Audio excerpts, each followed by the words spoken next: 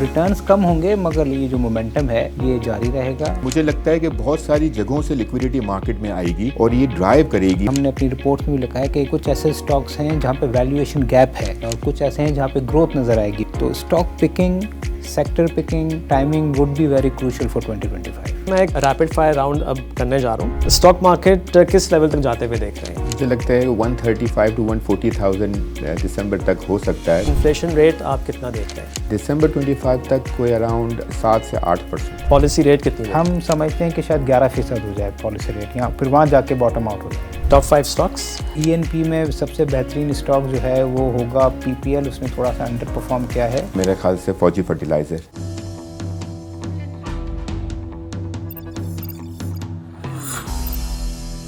Pakistan stock market में नए साल का आगाज भी तेजी से हुआ और KSE 100 इंडेक्स 6,233 पॉइंट्स या 5.6% के इजाफे के साथ 117,587 पॉइंट्स के रिकॉर्ड हाई पर बंद हुआ।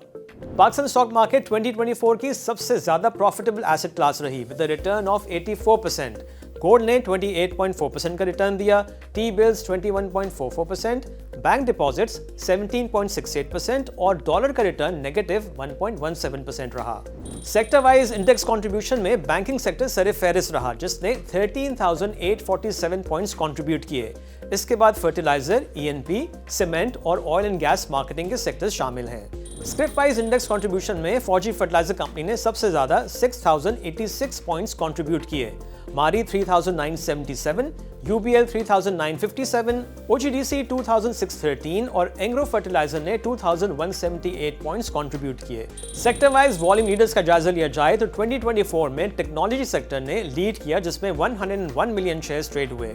दूसरे नंबर पर पावर, फिर बैंक्स, सीमेंट और रिफाइनरी सेक्टर शामिल हैं। स्क्रिप वाइज मेजर गेनर्स पर नजर डाली जाए तो 2024 में साजगार इंजीनियरिंग ने सबसे ज्यादा 551% गेन किया, ग्लैक्सो 378%, एयरलिंक 286%, फौजी फर्टिलाइजर कंपनी 267% और मारी ने 235% गेन किया।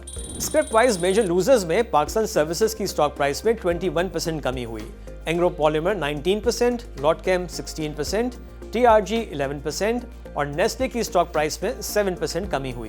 पोर्टफोलियो इन्वेस्टमेंट पर नजर डाली जाए तो म्यूचुअल फंड सरे फहरिस्त रहे with net buy of $187 million. Insurance companies ने $61 मिलियन की नेट बाइंग की और कंपनीज ने $10 मिलियन की। फॉरेन इन्वेस्टर्स 2024 में नेट सेलर्स रहे with net cell of $117 million. 2024 के 84% रिटर्न के बाद 2025 में स्टॉक मार्केट कितना रिटर्न दे सकती है और कौन से स्टॉक्स टॉप पिक्स होंगे, इस हवाले से मैंने बात की मोहम्मद सुहेल से जो CEO हैं टॉप लाइन सिक्योरिटीज़ के और शाहिद अली हबीब से जो CEO हैं आरिफ हबीब लिमिटेड के।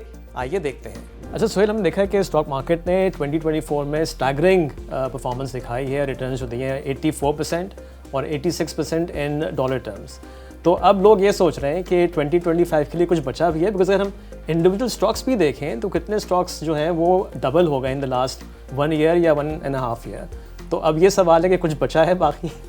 Thank you Shuja. नहीं, आपका बिल्कुल वैलिड सवाल है क्योंकि जब एक बेस बढ़ जाती है 100 की, आपने कहा 180 होगी, तो हमने जो रिपोर्ट की थी कुछ अर्से पहले उसमें हमारा ख्याल था कि 30% के करीब रिटर्न होगा। तो हमारा यही व्यू है कि रिटर्न का क्वांटम वो तो नहीं होगा, बट इन्वेस्टर रिटर्न पिछले साल से नहीं देखता, वो देखता है कि एग्जिस्टिंग अपॉर्चुनिटीज़ क्या हैं। तो अगर उसको हुकूमत 11% दे रही है और अगर उसको 30 की जगह 28% मिल जाए, 25 मिल जाए, तो वो उससे तो बेहतर है।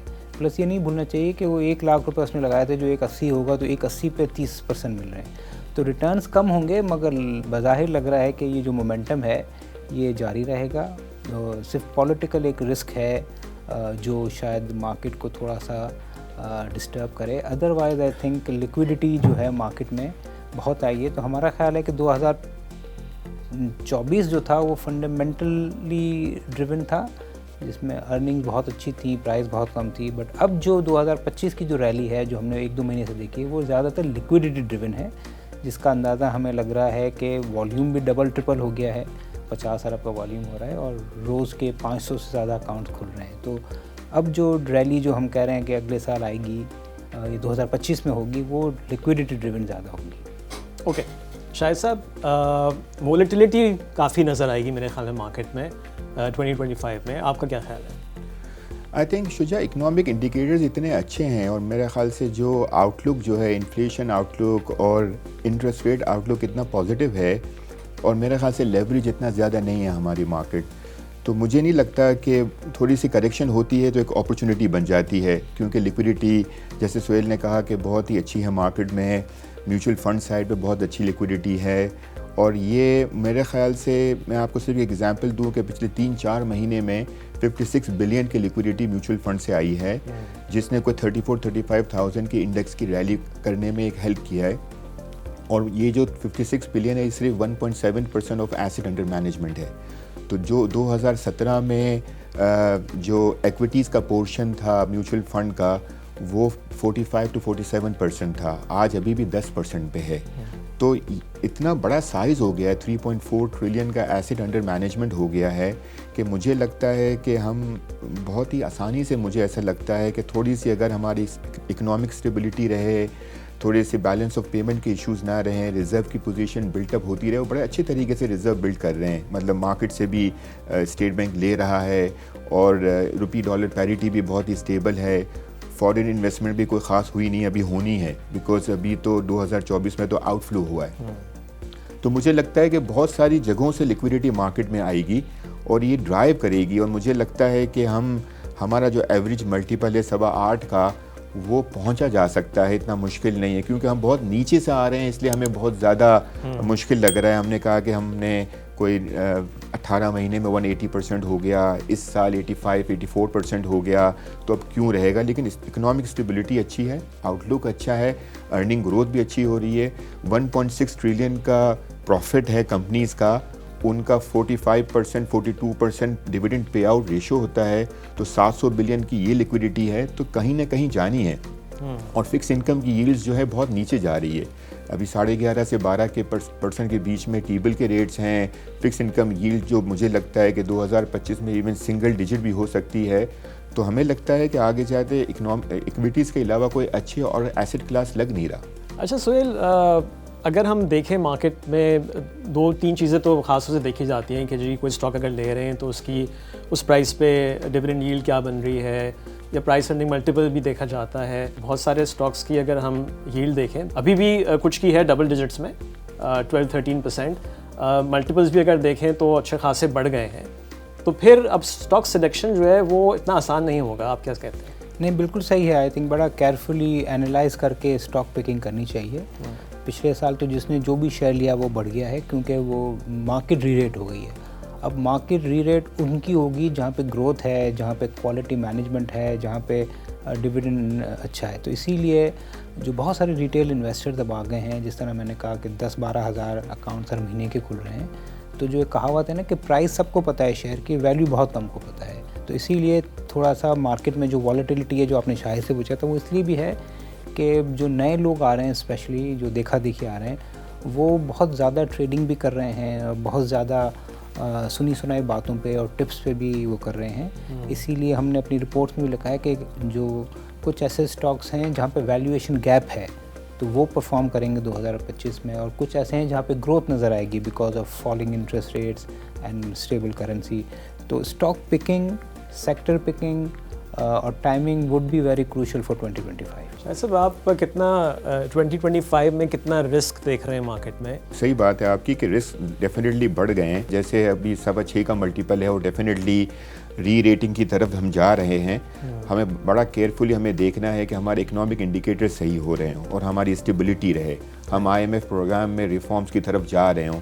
अगर वो सब चीज़ें सही हैं और हमारा इंटरेस्ट रेट इन्वायरमेंट अगर हमें लगता है, इफ़ वी आर कॉन्फिडेंट कि ये नीचे जाता हुआ नज़र आ रहा है और ये एटलीस्ट स्टेबल होता हुआ नज़र आ रहा है अगले 6-8 महीने के लिए, तो मेरे ख़्याल से हमें रिस्क लेने चाहिए और कैलकुलेटेड रिस्क लेने चाहिए। और डेफिनेटली उन चीज़ों में, उन सेक्टर्स में जिसमें ग्रोथ हो और जिसमें वैल्यूएशन नज़र आ रही हो, इवन IPOs में जाना चाहिए। IPOs अब मेरे ख्याल से 2025 जो है वो IPO का सीज़न होगा। हमने जैसे 5 IPOs हमने देखे मेन बोर्ड पे 2024 में, हमें लगता है इसमें अभी 8-9 IPOs हो सकते हैं और अच्छे अच्छे सेक्टर्स में होंगे। तो मेरे ख्याल से नए IPOs आएंगे, वहाँ अपॉर्चुनिटी मिलेगी। जिस तरह एक IPO आखिरी क्वार्टर में एक आया, उसमें बड़ी अच्छी अपॉर्चुनिटी मिली और उसमें बड़ा अच्छा गेन हुआ। इस तरह मुझे लगता है कि IPOs की मोमेंटम बिल्ड होगा और उसमें लोगों को अपॉर्चुनिटीज़ बड़ी अच्छी मिलेंगी इंशाल्लाह। अच्छा सोहेल, एक और चीज़, अगर हम प्राइस अर्निंग मल्टीपल की बात करें और लिक्विडिटी की बात करें, शायद साहब ने मेंशन किया ना कि म्यूचुअल फंड्स के पास बहुत लिक्विडिटी है और उनका अगर हम कॉम्पोजिशन देखें जो हुआ करता था हिस्टोरिकली इक्विटीज़ में, वो काफ़ी हाई था। अब मार्केट ने तेज़ी से रैली किया है। अगर हम इसको थोड़ा सा डिस्कस करें कि हम जो हिस्टोरिकल मल्टीपल हमारी मार्केट का है उसको ही देखें, या मुझे याद है एक इवेंट पर एक फॉर्मर एमडी थे स्टॉक मार्केट के जो फॉरेनर थे, उन्होंने कहा था कि हमारी मार्केट का एक मसला है कि हमने खुद ही अपना मल्टीपल बहुत नीचे रखा हुआ है, और हम अगर रीजन से भी कंपेयर करें तो हमारे यहाँ मिड टीन्स में मल्टीपल्स होते हैं। तो क्या आप समझते हैं कि हम जो है अपने हिस्टोरिक मल्टीपल से थोड़ा सा डिटैच होके और जो रीजन की तरफ फोकस करें, क्योंकि हमारे पास लिक्विडिटी काफ़ी ज़्यादा है? देखिए, बात बिल्कुल लॉजिकल है और होना भी चाहिए। एक्चुअली हमारे यहाँ प्रॉब्लम दो रहे हैं लो मल्टीपल्स की।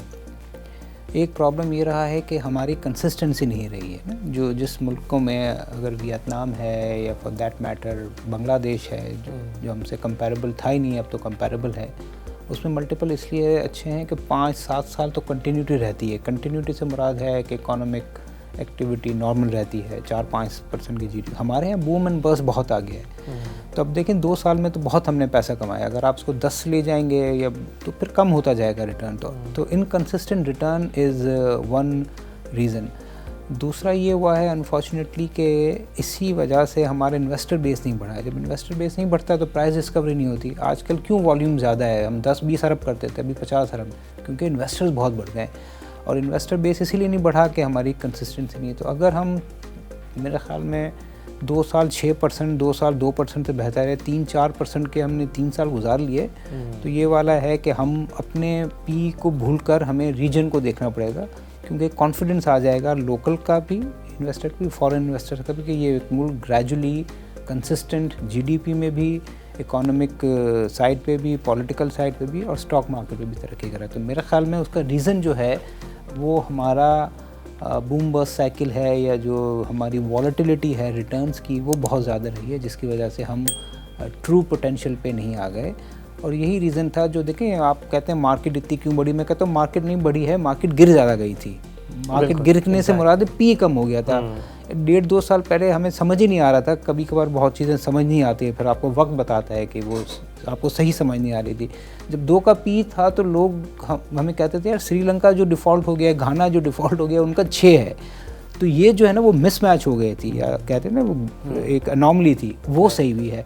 आई एम होपफुल कि अगर हमने 3 साल कंसिस्टेंट जीडीपी ग्रोथ के गुजार लिए, 4 साल और पॉलिटिकल स्टेबिलिटी हो गई, तो हम जो भी 7-8 का मल्टीपल कह रहे हैं पाकिस्तान का, वो हम भूलकर हम रीजनल से अपने आप को कंपेयर करेंगे, जिसमें वियतनाम, इंडिया, बांग्लादेश और दूसरे ममालिक आ जाते हैं। अच्छा, मैं एक रैपिड फायर राउंड अब करने जा रहा हूँ, तो मुख्तसर जवाब दीजिएगा। शायद साहब आपसे शुरू करते हैं। कैलेंडर ईयर 2025 की बात हो रही है, स्टॉक मार्केट किस लेवल तक जाते हुए देख रहे हैं? मुझे लगता है 135 to 140,000 दिसंबर तक हो सकता है, विच इज़ अराउंड 30% का रिटर्न मेरा ख्याल से होना चाहिए। ओके, तो दिसंबर 2025 तक मार्केट पी क्या होगी? Around 8.25 times price earning multiple. Inflation rate आप कितना देख रहे हैं? दिसंबर 25 तक कोई अराउंड 7 से 8%। पॉलिसी रेट आप समझते हैं कितना होगा? पॉलिसी रेट अराउंड 12% पे रहेगा दिसंबर 2025। Rupee dollar parity? Rupee dollar parity यहाँ से 3-4% की डिवैल्यूएशन हम एक्सपेक्ट कर रहे हैं दिसंबर 25 तक। टॉप 3 रिस्क क्या होंगे? आई थिंक टैक्स रेवेन्यू जो है उसके ऊपर थोड़ा सा गवर्नमेंट को फोकस करना होगा। तो क्या ये रिटेल और होलसेलर्स के ऊपर टैक्स लगा सकेंगे कि नहीं लगा सकेंगे, अपना टैक्स बेस बढ़ाने की कोशिश करेंगे कि नहीं करेंगे, नंबर 1। आई थिंक जो रिफॉर्म्स हैं प्राइवेटाइजेशन के ऊपर जो है इनको फोकस करना होगा। और इसके अलावा मेरा ख़्याल से इंटरेस्ट रेट इन्वायरमेंट जो है वो इसी तरीके से रहे, अगर नहीं होगा तो ये बहुत बड़ा एक चैलेंज हो जाएगा। और टॉप 5 स्टॉक्स?